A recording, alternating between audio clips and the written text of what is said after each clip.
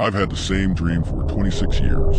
The things that haunt a man the most are not usually the choices that he's made, but rather the choices that he never did make. I've lived through some of the worst hells that you could ever imagine. 9,490 of them, to be exact. Every night when I lay down to sleep, I find myself praying for the same thing. Sleep with the absence of dreams. Every night is exactly the same. This trend started 26 years ago when I was 10. The first time that the nightmare overtook my dreams, I had come home from the worst day of my life. My dad had taken me to a splash park. It wasn't much, just a couple water jets that shot up into the air that kids could run around under and cool off from the heat. We were poor growing up and never could afford to go to any big water parks, but the splash pad was always fun. That is, until that day. I remember running around under the jets, carefree, enjoying the sweet relief that the cool water brought as it splashed on my red skin. There were a couple other kids there too, but I didn't pay them much attention, as I was always a bit of a loner, even as a child. "Kyle, come on buddy, it's time to go." I heard my dad say from the bench that sat across the way, "Come on Dad, just a little longer." I pleaded, not noticing the little girl that was making her way toward me from the other side of the pad. "5 more minutes," he replied, shaking his head and smiling. As I turned back toward the water jet, happy for the extra time to play, I was met with a little girl standing, not even a foot away from me. My heart felt as though it was going to jump out my chest as I noticed her face. It looked decayed, her eyes were sunken back into her skull, they were pure white, and her mouth was wide open. She stood there gazing at me inches away, mouth hanging open, for what seemed like hours. I couldn't move, I was frozen at the sight of this hideous girl. After a while of this, I finally regained my ability to speak and said in a shaky voice, "H. Hi, I'm Kyle, what's your name?" The girl turned her head to the side, like a dog does when he's trying to understand what you're saying to him. "Wah wah." She let out a long gasp in response. Her breath hit my face. It smelled like smoke and burnt hair. It wasn't until I stopped choking that I realized she had burns all over her arms and legs. Long singe marks going up the sides, from foot to waist. The skin was hanging off from several places. I turned in fear back toward my dad, hoping that he would see the girl and come rescue me. But he was chatting with another kid's mom on the bench, not even looking in my direction. As I turned back to face the little girl, she was gone. I ran hard and fast to where my dad was sitting. "Hey, buddy, you finally ready to go?" he said, smiling, but his facial expression quickly changed as I got close to him. "What's wrong?" "What happened?" he asked, concern now mixed into his tone. "The girl over by the pad." I replied through heavy breaths. "She's hurt or burned, or I don't know." Looking over my shoulder to the pad, my dad asked, "What girl?" "I don't see anyone, Kyle. Let's go home. I think you just had too much sun today." I didn't argue. Maybe I had just imagined it. We walked back to the car. Dad was talking to me, but I didn't hear anything he was saying.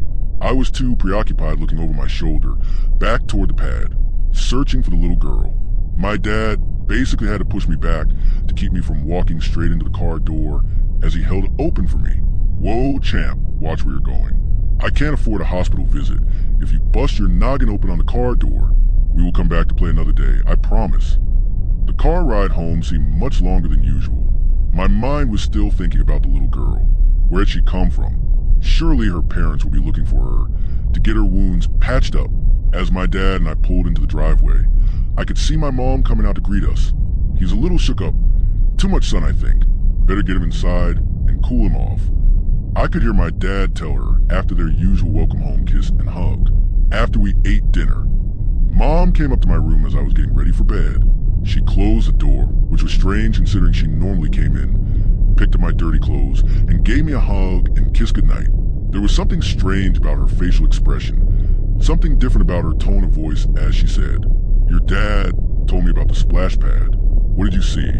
A little reluctantly, I recounted the events, not leaving out any detail. Mom just sat on my bed listening, her new expression never changing as I concluded the story. "There is something you need to know, Kyle, but this stays between you and me. I don't want your father knowing about this," she said while I looked nervously at her. My parents were always the perfect couple. Even through hard times, they always loved each other. They never fought or had harsh words between them. So the thought of her keeping anything from Dad seemed odd to me, and I didn't really like the idea of it. We come from a long line of mediums. She stopped as if trying to really think of the right way to explain.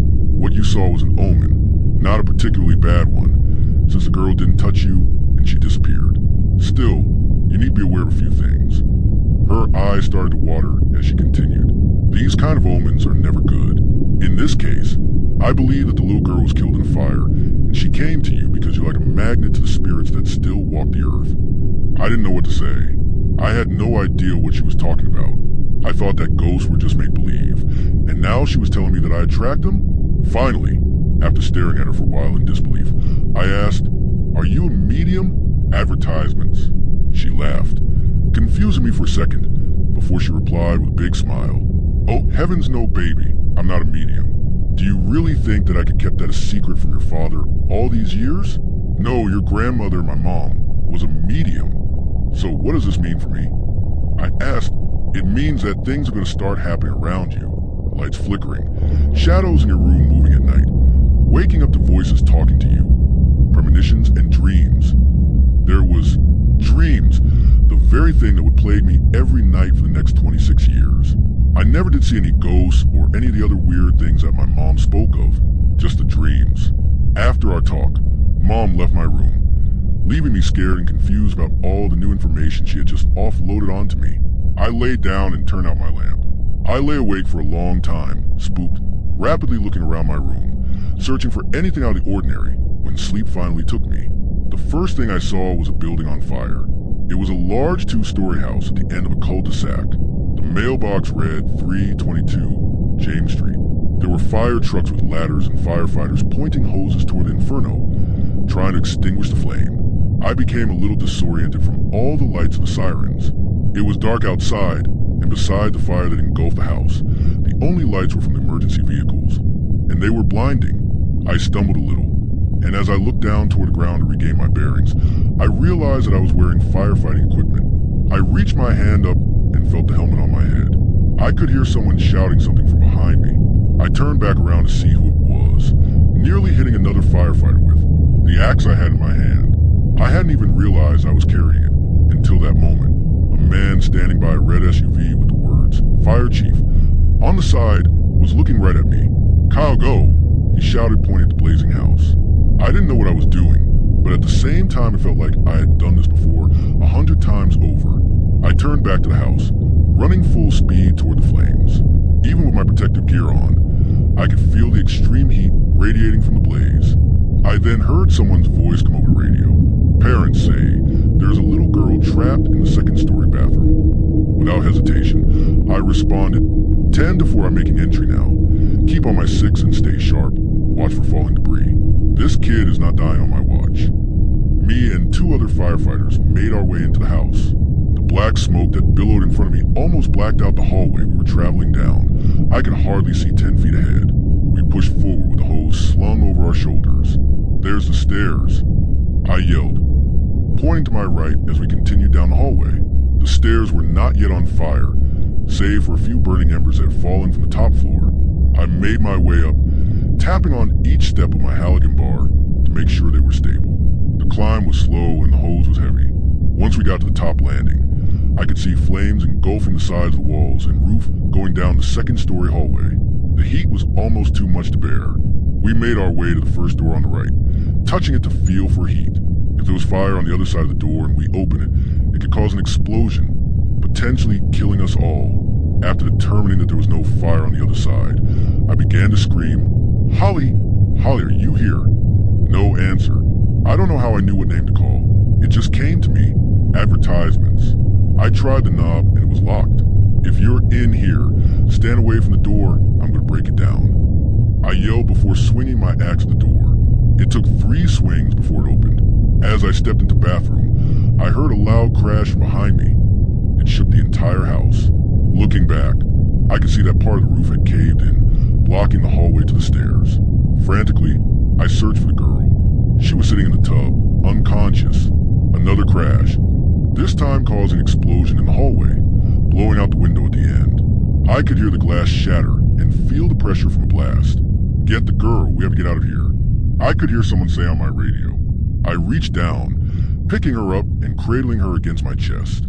As I turned back to leave, the other 2 firefighters were using the hose to put out the fire from the fallen beam, so that we would have a safe path to leave from. Slowly, testing every step, we made our way back down the hallway, the flames becoming more violent, and the heat growing more intense with each passing moment. Just as I made it to the stairs, one of the other firefighters pushed past, almost knocking me off my feet as he ran by, flying down the stairs in fear. Fuck, I cursed as I slammed into the wall, flinging the legs of the little girl into the fire. I could hear her skin sizzle in the flames. As I began to regain my balance, I saw why the other man had fled. The main beam in the roof was falling right toward me. With a loud crash, it pinned me to the ground, causing me to drop the little girl. She was still unconscious, lying directly in the flames to my right, my head spinning. I tried to push the beam off of me, but it was no use. It was too heavy. After a few minutes of pushing, I gave up, feeling the flames burning my skin. The fire was beyond control. I was stuck with no hope. My heart was pounding with the thought of the little girl burning to death, as well as my own fiery doom. I laid there in agony, feeling the flames licking the skin on my hands. I watched as the rest of the burning roof collapsed onto me. I awoke drenched in sweat, screaming. My mother rushed into my room, fear on her face. After calming down, I recounted the dream. Her hands covered her mouth, and tears streamed down her face as I spoke. She didn't say anything. She just sat there holding me. It's been 26 years to the day since that first dream, and every night has been the same since. The same house, same girl, same death. As I'm sitting here writing this, I can hear the alarm sounding, and a voice just came over the intercom. Now, I have a hard choice to make. 10 to 70 structure fire. All units respond. 322 James Street.